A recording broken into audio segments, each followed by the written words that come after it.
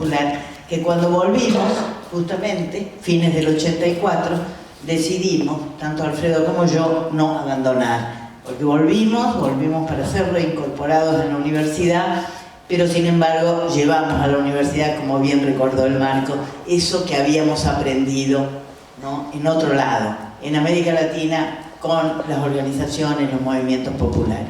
Entonces ese recuerdo me conmovió mucho y me conmueve ver a todos estos compañeros y estar aquí con el Vicente, con Néstor. Te queremos, dice. Ay, bueno, gracias, yo también los quiero mucho.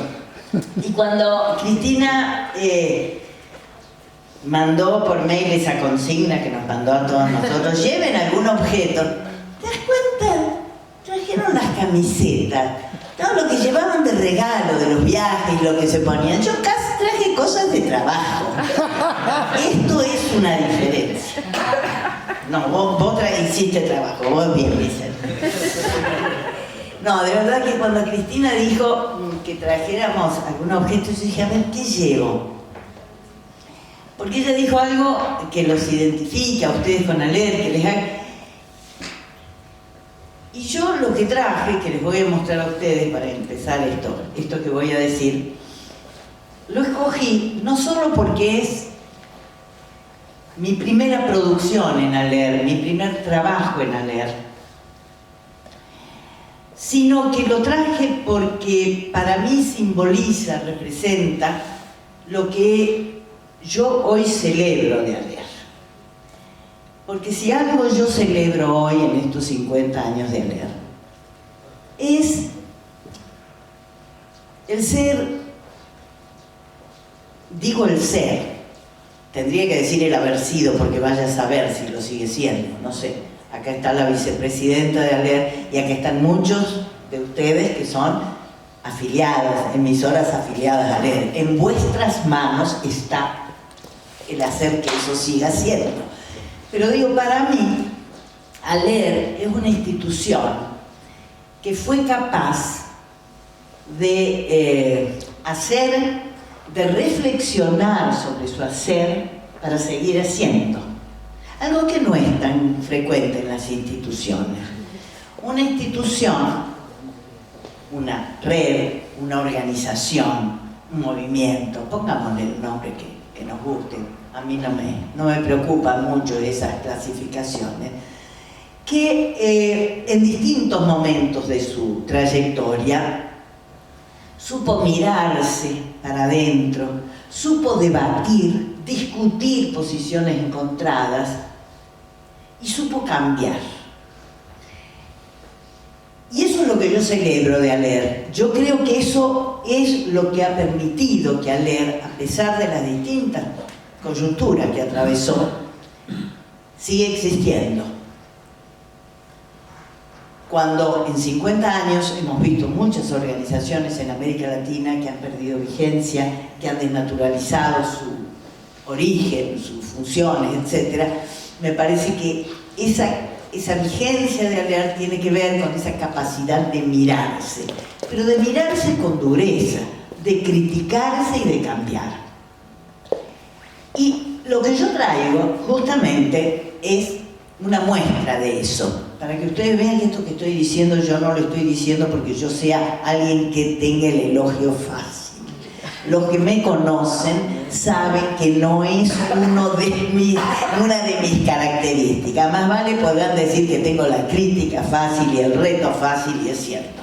El elogio no. Entonces lo que traigo es una prueba de lo que digo. Yo llegué a ALER desde una manera que a mí también me hace mucha alegría, me da mucha alegría. Esto que decía el Marco, las cosas son colectivas, pero siempre uno las vive desde un lugar muy, muy personal. Yo no llegué a ALER desde arriba, desde alguna institución que me encomendara, me mandara. Yo llegué de ALER desde una afiliada, desde una radio. Porque en 1980, por un hecho que no voy a contar porque es más largo, yo, que vivía en Perú, que trabajaba que acababa dejar de trabajar, pero seguía vinculada a un movimiento ecuménico que se dedicaba a la educación popular, CELAVEC, la Comisión Evangélica Latinoamericana de Educación Cristiana, que con ese nombre era un gran movimiento de educación popular, me encomendó que trabajara en República Dominicana con una Radio Enriquillo, que en ese momento era dirigida por Humberto Van den Bulcke, que después fue secretario ejecutivo de ALER. En ese momento Humberto era miembro de la junta directiva de ALER, y desarrollamos lo que fue, hasta donde yo sé, la primera investigación participativa sobre una radio popular, es decir, una investigación-acción, una investigación que yo coordiné, pero con todo el personal de la radio, investigando la vinculación de esa radio con la audiencia. En ALER, en esos años, en el año 80 justamente, se había desarrollado una investigación que se llamó Análisis, escuchen bien el nombre, yo dije que yo fui a trabajar a hacer una investigación en una radio popular, Radio Enriquillo de República Dominicana. No, esto que había desarrollado ALER era un análisis de los sistemas de educación radiofónica. Así le llamaba ALER en 1980 a sus afiliadas, porque en general las afiliadas a ALER en el año 80 eran radios que tenían una dimensión importante de educación formal, o sea, alfabetización, clases de primaria, o de educación no formal, como el caso de INCUPA, ¿no es cierto?, pero con un énfasis educativo muy fuerte. Y entonces alguien le había vendido a ALER, supongo que alguna agencia internacional, en contacto con algunos académicos, influenciados por cierto pensamiento sistémico funcionalista, le había vendido la idea de que había que hacer una evaluación, una investigación exhaustiva de sus afiliadas para ver cómo mejorarla. Pensadas como estas afiliadas como sistemas de educación radiofónica. Cuando hablo de sistemas, hablo de lo que es un sistema, algo que entra a un organismo que se procesa y sale un resultado, ¿no? Insumo, producto. Bien. Yo nunca supe mucho de investigación de sistemas, pero esto era una investigación de sistemas. Mientras nosotros con los compañeros de República Dominicana tratábamos de inventar, porque fue un invento total, una metodología. Yo nunca había investigado radio, ellos tampoco, y yo nunca había hecho una investigación-acción, y ellos tampoco. Y entonces juntos produjimos un gran aprendizaje, hicimos una gran investigación, realmente. Creo que fue una gran investigación que nos llevó como año y medio. Y Humberto Van den Bulcke, que era director de Radio Enriquillo, empezó a preguntarse, un tipo que de investigación no sabía mucho y de radio tampoco, Humberto, pero que siempre tuvo una gran claridad acerca de lo que la comunicación popular debía ser, empezó a preguntarse qué sentido tenía que en esta institución de la cual Enriquillo formaba parte se hiciera este tipo de investigación de los sistemas de educación radiofónica. Cuando ese estudio, que se llamó hacer análisis de los sistemas de educación radiofónica, estuvo terminado, se mandó el informe a las afiliadas. ¿Y qué pasó? Pasó lo que tenía que pasar. Lo leía el director, cuando más, no sé, el jefe, el encargado del área de educación. Y nadie encontraba, nada entretenido. Había cifras, había datos, cuántos estudiantes empiezan, cuántos terminan, cómo son los programas en una radio. A ver, pero además, no solo no era entretenido, no les decía nada de su realidad. Cada emisora, cada sistema era presentado fuera de todo contexto cultural, económico, político. Humberto y otros directores, otros miembros de la Junta en ese momento, le pidieron al secretario ejecutivo de ALER en ese entonces, Miguel Urioste, un compañero de Bolivia, que por favor hiciera algo para que había sido mucho dinero y mucho esfuerzo hacer esa investigación, sirviera para algo. Y entonces a Humberto van den Burge, siempre ingenioso, muy amigo, se le ocurrió recomendarme, diciendo: si Marita fue capaz de conducir esta investigación, va a ser capaz de hacer algo con eso. Y a mí me sedujo la idea, porque a mí me parecía tan espantosa esa investigación, que yo quería destruirla. Soy franca. Y entonces dije: sí, cómo no. Y ese cómo no significó que me invitaron a ir a Quito para trabajar durante 1 o 2 meses, porque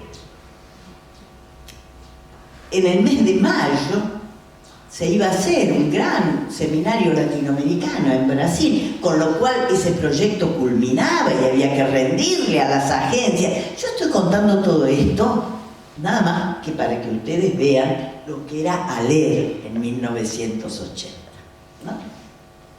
Había que rendir esto y había que decir que había servido, y así no le servía a nadie. Y entonces yo dije: sí, bueno, me trasladé a Quito, y me trasladé a Quito en un momento que también para mí fue muy ilustrativo de lo que es ALER, y porque creo que es otra de las dimensiones de ALER, además de esta dimensión del revisarse y el criticarse, es la dimensión del lugar que tuvo siempre, o que ocupó ALER siempre en los conflictos que hemos vivido en nuestros pueblos, en los momentos dolorosos de nuestros pueblos, porque yo llegué a Quito, y cuando llegué a Quito nos enteramos un día que los argentinos habíamos tomado las Malvinas. Y yo no entendía nada, como muchos, y como muchos nos horrorizábamos por lo que hacía la dictadura para tratar de perpetuarse. Pero al poco tiempo teníamos ya la flota británica que se acercaba a las Malvinas. Y yo vivía en la sede, yo me alojaba en la sede de la Secretaría Ejecutiva de ALER en ese momento.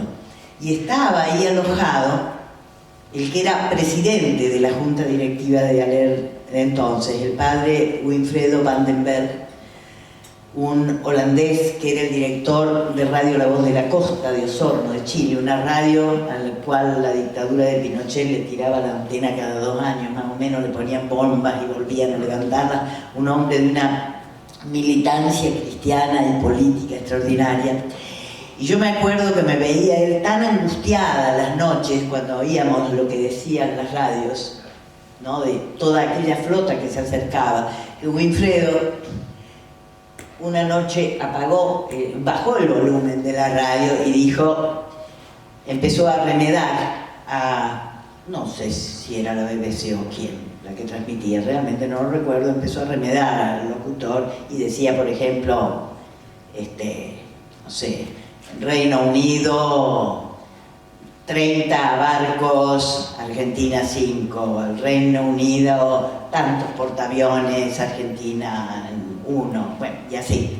Y entonces Wilfredo remedó a ese locutor y luego dijo, Argentina, Marita 1, Reino Unido ninguno, porque vio que yo ya no podía más. Y digo, recuerdo esto porque ahí también empecé yo a sentir que ALER, además de un lugar al que me habían convocado para que hiciera un trabajo criticando lo que ellos mismos habían producido, era un lugar donde yo llegaba y me encontraba con alguien que no me conocía, pero que decía, acá estamos nosotros, en América Latina, con ustedes, no con la guerra en Malvinas, sino con los que sufren por esta guerra. Y para mí son 2 imágenes muy fuertes de ALER. La ALER que se mira a sí misma y se critica, y la ALER solidaria con todos los procesos políticos en los que los pueblos latinoamericanos han sufrido o las dictaduras o conflictos derivados de la pobreza, de la injusticia, etcétera, etcétera. Y bueno, año 82, entonces, mayo, presentamos este este trabajo en Brasil que dice, no sé si voy a poder leerlo porque no traje los lentes, pero bueno, en resumen lo que dice la presentación es: hemos pedido a María Cristina Mata que lea el informe de la investigación y produzca un material que nos sirva para discutirla. Esto es la síntesis. Y estas son fichas, estas son mis fichas de lectura de ese libro. Cuando yo leo, lo saqué el otro día, ya no me acordaba de esto, me voy a poner a leerlo en cualquier rato, me parece fascinante. Pero cuando leo los temas, ahí me doy cuenta, ¿no? Población meta. No hablábamos de audiencia, de público, de organizaciones populares, de movimientos. Población meta. Metapoblación. Relaciones, ser, sistema de educación radiofónica, educación. Producción de mensajes. Estos eran los títulos de los acápites del libro, ¿no? Yo los trabajaba. Acción directa en terreno. Un lenguaje que no tiene nada que ver con lo que 10 años después también lo encontré. Este es el otro objeto que traigo. Seminario Latinoamericano de Investigación y Radio. Habían pasado 10 años, agosto de 1992. Un seminario que organizamos en Quito con compañeros de todas las afiliadas, de distintas afiliadas, para discutir lo que tenía que ser la línea de investigación de ALER. Es decir, cómo estudiar nuestra práctica radiofónica para mejorarla, para que ella fuera cada vez más parecida a lo que queríamos lograr. Y cuando yo leo, me puse a hacer eso anoche, por eso que me dio tanta gracia, leo los temas de este programa, veo alguna diferencia con respecto a lo que había en ese libro. Acá, por ejemplo, los temas eran la investigación de las audiencias, estudios de demandas, de consumo, de recepción, aproximación a la vida cotidiana, la articulación radios actores sociales, la articulación radios organizaciones populares, la participación en la radio popular, etcétera, etcétera. Habían pasado 10 años. 10 años en los cuales otra muestra preciosa de la capacidad de ALER de criticarse y cambiar tiene que ver con el propio cargo que yo tuve, porque cuando terminé de hacer esto, la junta directiva quedó tan contenta, salió tan bien ese seminario en Brasil, muchas afiliadas dijeron esto sí nos sirve, que entonces me ofrecieron hacerme cargo de la línea de investigación, el área de investigación, así se llamaba en ALER. Y yo dije que sí. En ese año ya podíamos empezar a soñar a volvernos del exilio. Justamente Paiva quería volver muy rápido y yo le dije no, ahora no. Ahora yo quiero trabajar con las radios populares. Y me voy a Quito.